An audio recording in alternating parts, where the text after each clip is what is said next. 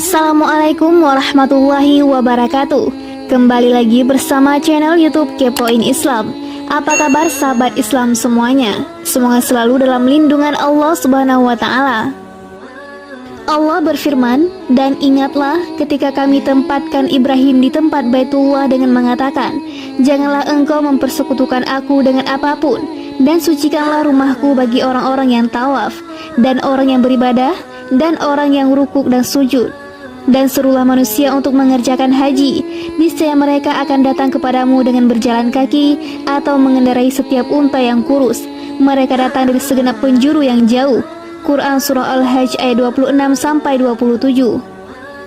Allah berfirman, "Dan ingatlah ketika Ibrahim diuji Tuhannya dengan beberapa kalimat, lalu dia melaksanakannya dengan sempurna.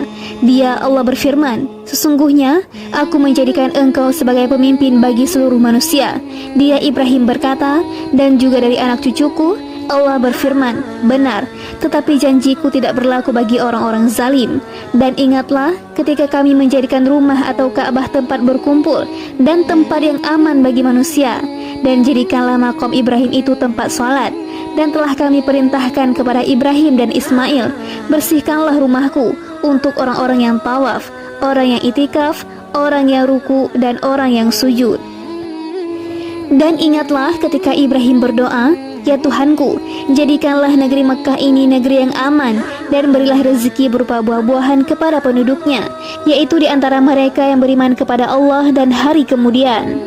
Dia Allah berfirman, "Dan kepada orang yang kafir akan aku beri kesenangan sementara, kemudian akan aku paksa dia ke dalam azab neraka, dan itulah seburuk-buruk tempat kembali." Dan ingatlah ketika Ibrahim meninggikan pondasi Baitullah bersama Ismail, seraya berdoa, "Ya Rob kami, terimalah amal dari kami. Sungguh engkaulah yang maha mendengar, maha mengetahui. Ya Rob kami, jadikanlah kami orang yang berserah diri kepadamu, dan anak cucu kami juga umat yang berserah diri kepadamu. Dan tunjukkanlah kepada kami cara-cara melakukan ibadah atau haji kami, dan terimalah taubat kami. Sungguh engkaulah yang maha penerima taubat, maha penyayang. Ya Rob kami, utuslah di tengah mereka seorang rasul dari kalangan mereka sendiri, yang akan membacakan kepada mereka ayat-ayatmu, dan mengajarkan kitab dan hikmah kepada mereka, dan menyucikan mereka. Sungguh engkaulah yang maha perkasa, maha bijaksana." Quran Surah Al-Baqarah ayat 124-129. Allah mengisahkan tentang hamba, rasul, pilihan dan kekasihnya, imam para ahli tauhid, dan ayah para nabi, Ibrahim alaihissalam. Ia membangun Baitul Atiq atau Ka'bah yang merupakan masjid pertama yang didirikan untuk seluruh manusia. Di sana mereka beribadah kepada Allah. Allah menuntun dan menunjukkan Ibrahim di mana tempatnya. Seperti yang telah diriwayatkan dari Amirul Mukminin Ali bin Abi Thalib, Ibrahim diberitahukan tempat untuk membangun Ka'bah berdasarkan wahyu Allah. Sebagaimana telah kami sampaikan dalam cara penciptaan langit, Ka'bah tepat sejajar dengan Baitul Ma'mur, yang mana jika Baitul Ma'mur jatuh, tepat akan mengenai Ka'bah. Seperti itu juga dengan tempat-tempat peribadatan 7 langit. Seperti yang dikatakan sebagian salaf, di setiap langit terdapat Baitullah. Di tempat itu para penghuni langit setempat beribadah kepada Allah. Baitullah di langit sama seperti Ka'bah untuk manusia. Allah memerintahkan Ibrahim untuk membangun sebuah rumah untuknya bagi penduduk bumi, sama seperti tempat-tempat peribadatan para malaikat di langit. Allah menunjukkan tempat yang telah disediakan untuk Baitullah tersebut.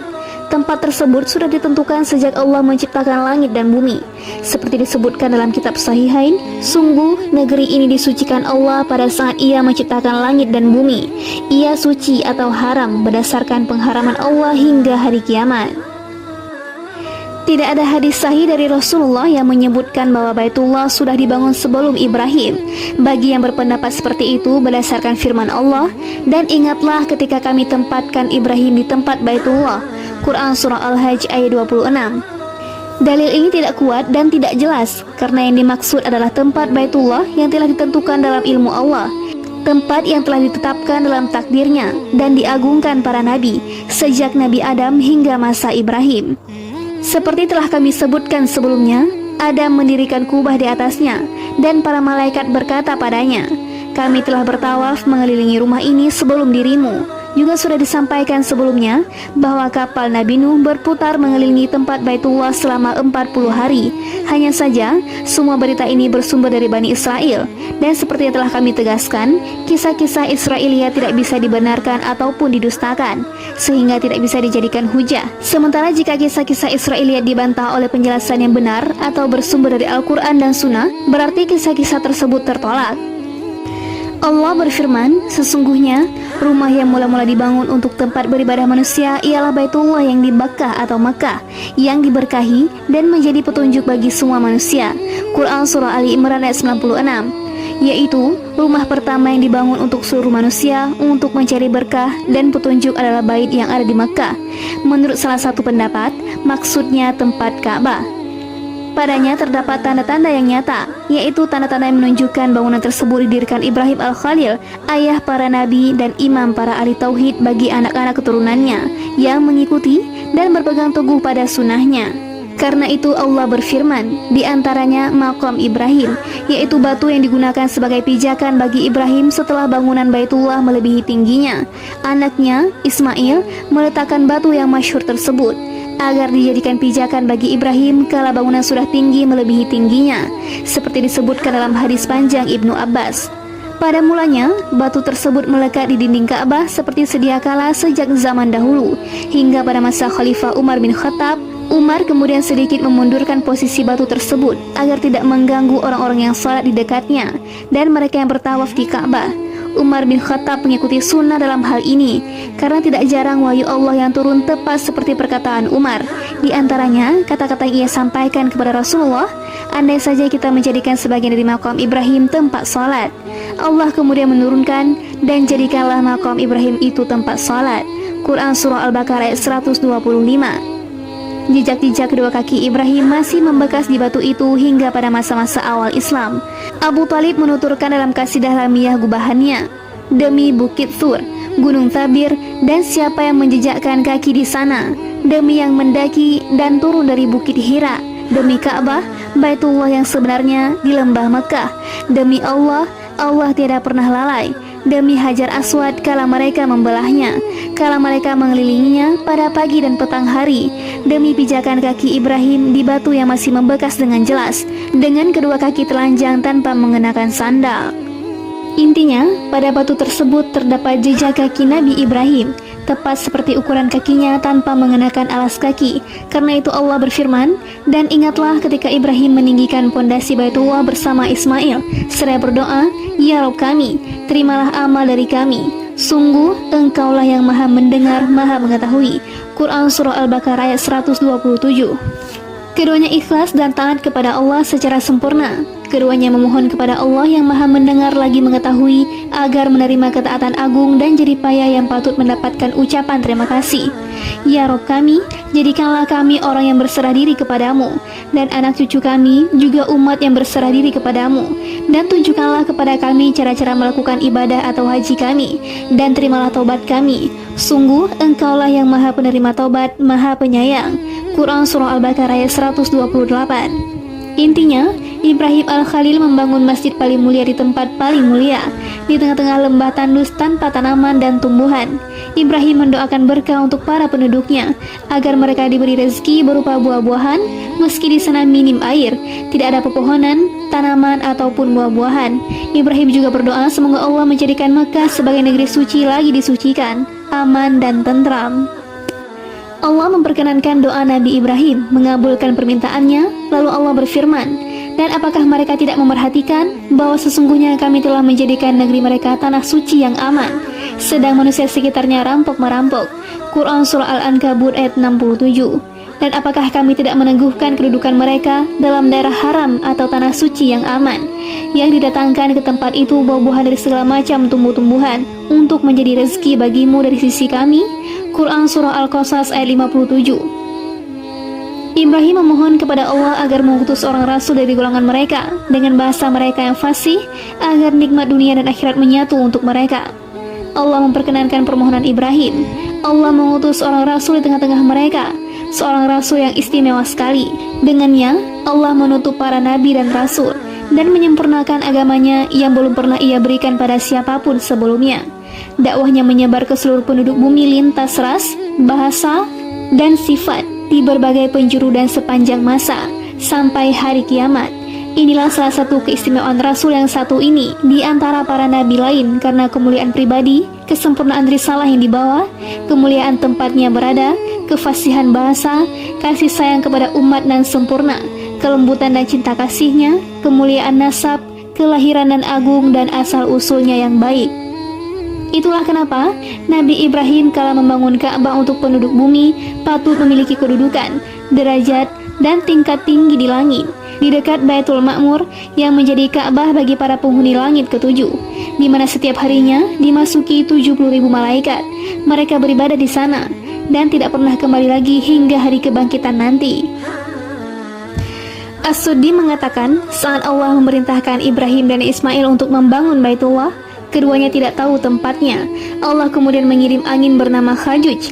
Angin ini memiliki dua sayap dan kepala seperti ular. Angin itu kemudian mengibaskan tempat di sekitar Ka'bah hingga terlihat pondasi awalnya. Ibrahim dan Ismail kemudian menggali dengan cangkul lalu meletakkan pondasi. Itu terjadi saat Allah berfirman, dan ingatlah ketika kami tempatkan Ibrahim di tempat Baitullah. Quran Surah Al-Hajj ayat 26. Setelah mencapai pondasi dan mendirikan tiang, Ibrahim berkata kepada Ismail, "Nak, carikan sebongkah batu yang bagus untuk aku letakkan di sini." Ismail menyahut, "Ayah, aku malas dan letih." Ibrahim berkata, "Maka pergilah dalam kondisi seperti itu." Jibril kemudian datang dengan membawa Hajar Aswad dari India. Pada mulanya, Hajar Aswad berwarna putih cemerlang seperti tagamah. Adam membawa batu ini turun dari surga, lalu warnanya berubah menjadi hitam karena dosa-dosa manusia. Tidak lama setelah itu, Ismail datang dengan membawa sebongkah batu. Ternyata ia melihat sudah ada bongkahan batu di dekat rukun. "Ayah, dari mana batu ini?" tanya Ismail. "Seseorang yang lebih giat darimu membawakan batu ini." Ibrahim dan Ismail terus membangun seraya berdoa kepada Allah, "Ya Rabb kami, terimalah amal dari kami. Sungguh Engkaulah yang maha mendengar, maha mengetahui." Quran Surah Al-Baqarah ayat 127. Ibnu Abi Hatim menuturkan, Ibrahim membangun Ka'bah dari bebatuan 5 gunung. Dzulkarnain, raja dunia kala itu, melintas saat Ibrahim dan Ismail membangun Ka'bah. Dzulkarnain bertanya, "Siapa yang menyuruh kalian berdua mendirikan bangunan ini?" "Allah memerintahkan kami," jawab Ibrahim. "Bagaimana aku bisa mempercayai kata-katamu?" kata Dzulkarnain. Kemudian ada 5 ekor domba berbicara dan memberikan kesaksian bahwa Allah memerintahkan Ibrahim untuk mendirikan bangunan tersebut. Dzulkarnain kemudian beriman dan percaya. Al-Azraqi menuturkan, Dzulkarnain ikut tawaf di Baitullah bersama Ibrahim Al-Khalil. Ka'bah dengan bentuk seperti yang dibangun Ibrahim bertahan hingga lama. Kemudian setelah itu direnovasi kaum Quraisy, namun bergeser dari pondasi-pondasi Ibrahim dari arah utara yang berhadapan dengan Syam, tepat seperti Ka'bah saat ini. Disebutkan dalam kitab Sahihain dari hadis Malik, dari Ibnu Syihab, dari Salim, bahwa Abdullah bin Muhammad bin Abu Bakar mengabarkan dari Ibnu Umar, dari Aisyah, Rasulullah menyampaikan, "Tidakkah kau tahu bahwa saat memperbaiki Ka'bah, kaummu menggesernya dari posisi pondasi-pondasi Ibrahim?" Aku kemudian berkata, "Wahai Rasulullah, apa kau tidak mengembalikan Ka'bah tepat di atas pondasi-pondasi Ibrahim?" Beliau kemudian mengatakan, "Andai saja kaummu belum lama meninggalkan kekafiran, tentu aku lakukan itu." Riwayat lain menyebutkan, "Andai saja kaummu belum lama meninggalkan kejahiliahan," atau beliau menyebut kekafiran, "tentu aku gunakan harta simpanan Ka'bah di jalan Allah. Tentu aku jadikan pintunya menyentuh tanah, dan tentu aku masukkan Hajar Aswad ke dalamnya." Abdullah bin Zubair pada masa-masa kekuasaannya membangun Ka'bah tepat seperti yang diisyaratkan Rasulullah, sesuai yang disampaikan bibinya, Aisyah Ummul Mukminin. Namun saat Ibnu Zubair dibunuh Hajjaj pada tahun 93 Hijriah, Hajjaj mengirim surat kepada Abdul Malik bin Marwan, khalifah saat itu. Mereka kemudian menduga bahwa Ibnu Zubair melakukan hal itu sesuai keinginannya sendiri. Abdul Malik bin Marwan kemudian memerintahkan agar Ka'bah dibangun kembali seperti sedia kala. Mereka meruntuhkan tembok yang menghadap ke arah Syam, mengeluarkan Hajar Aswad dari dalamnya. Setelah itu mereka tutup tembok tersebut dan mereka penuhi bagian dalam Ka'bah dengan batu. Pintu sebelah timur ditinggikan, sementara bagian barat ditutup secara total, seperti yang terlihat saat ini. Namun setelah mereka mengetahui Ibnu Zubair melakukan hal tersebut berdasarkan pemberitahuan Aisyah Ummul Mukminin, Mereka menyesal atas tindakan yang telah mereka lakukan. Andai saja mereka membiarkan Ka'bah seperti bentuk yang dibangun Ibnu Zubair.